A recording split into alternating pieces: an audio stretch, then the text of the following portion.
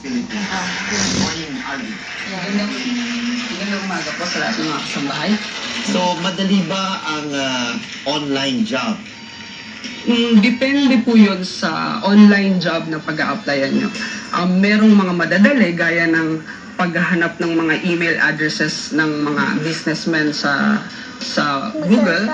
Pero meron rin namang mga jobs na like HR, managerial, web design. Yeah, kasi before ko, attorney at saka, Doc and Rina, nung nanganak ako noon, nag-online job ako. Yung mga first stay-home moms, before, I did marketing for foreign client.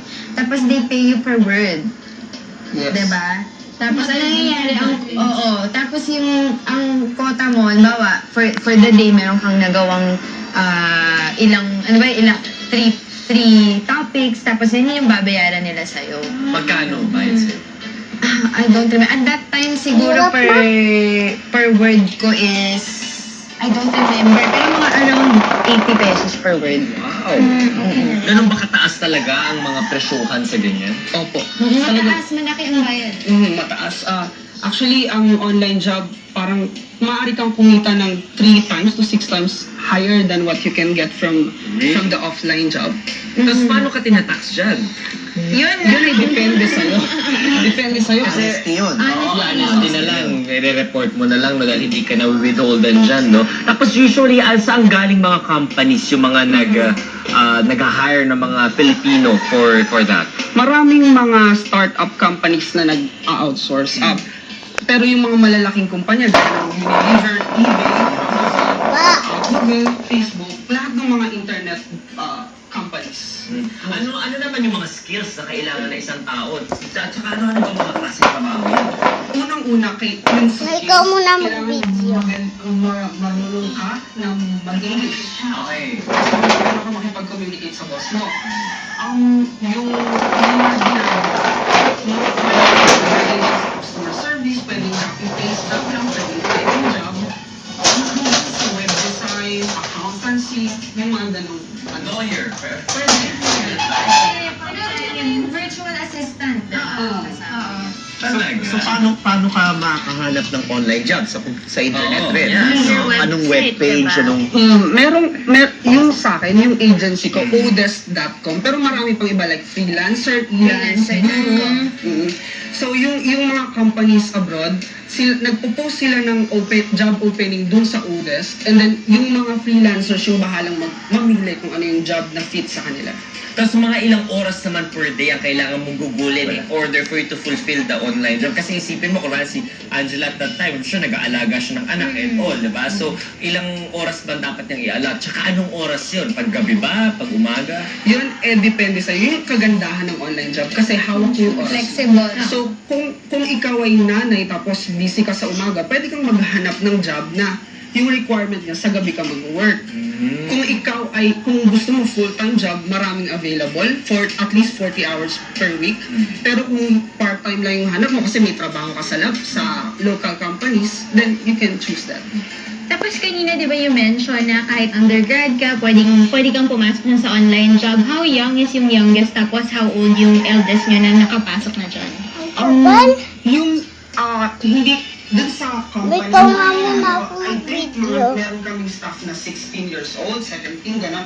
Pero kung how young is the youngest and how old is the oldest, Ikaw nga muna ako mag-video. Wala naman qualifications ang tinitingnan. You don't pass your...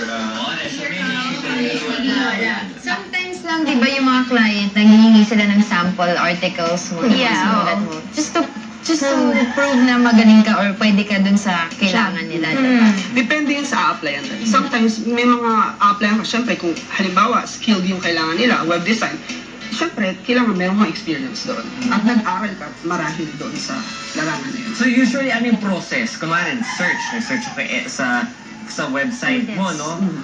Tapos anong gagawin ko? Kailangan ko ba magpa-register? Kailangan ko bang maglagay ng... paano yung bayaran din ng pera? Kailangan ko ba may bank account ako? Pwede bang money order yan? Transfers.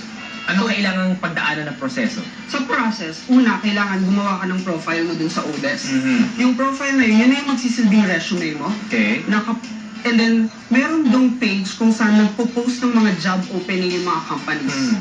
May mga categories yun, like, kunwari, ikaw ay data entry lang yung gusto mong applyan. Click mo lang yun, and then marami kang data entry jobs na makikita.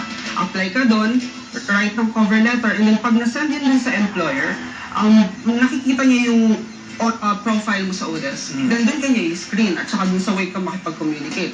Then kung paano ka babayaran, may dalawang klase ng ng bayaran. Isa, you are paid hourly, and then ikalawa, paid by project. Okay. So kung hourly, meron yung Odes na team room application kung tawagin. Tina-track niya yung time. I-on mo yun every time na mag-work ka. And then papatay mo siya pag tapos ka na. Tapos, automatic na charge sa credit card ng company yung bayad sa'yo. And then, pwede mo siyang i-withdraw sa local bank account mo. Kasi pwede mo i-link yung bank account mo dun sa Odes. Paano naman yung mga hindi nababayaran? Ano yung kanilang complaint? Anong complaint system ang meron kayo? Merong very active support yung Odes. So, pwede nilang i-complain yun. Mag-report. Oo, pwede mag-report. Pero, nasa sayo rin eh. Kailangan ang pipiliin mong applyan yung merong established na history dun sa Odes. Nakikita naman yan. Lalo na kung may So, parang may verification process din naman. In your case, kapag nag-advertise sa iyo dahil ng jobs, meron kang commission na hindi rin. In terms of for every matching of a online employee with an online employer, meron bang Yung Odes, kumuha sila ng 10% sa mga kinikita namin. Kasi sila yung agency, sa kanila nagpo-post ng job, so sinacharge nila kami. Tapos paano naman kami, mga employers, so kukuha na tagagawa ng letter or whatever, diba? So how do I hire people through Odes? May dalawang uri ng profile na ginagawa yung mga users ng Odes. Isa yung freelancer na naghahanap ng job, isa yung employer, gaya mo, kung gusto mong maghanap. And then pag nagagawa ka rin ng profile mo, company profile most of the times, and then mag-post ka ng job opening mo, kung ano yung kailangan mo, and then kami yung mag-a-apply sa'yo. So ikaw yung mag-a-apply. so how can people contact you if ever they're interested in Online job. Kung kailangan nyo po ng tulong sa online job, kung paano mag-register sa Odes, pwede nyo po akong kontakin. Ang mobile number ko, 0917-777-2489. And then yung email ko, rv.angeles@gmail.com.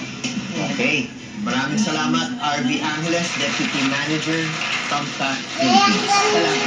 Samantala, huwag kayong magpapalit ng channel dahil magbabalik ang Good Morning, Kuya!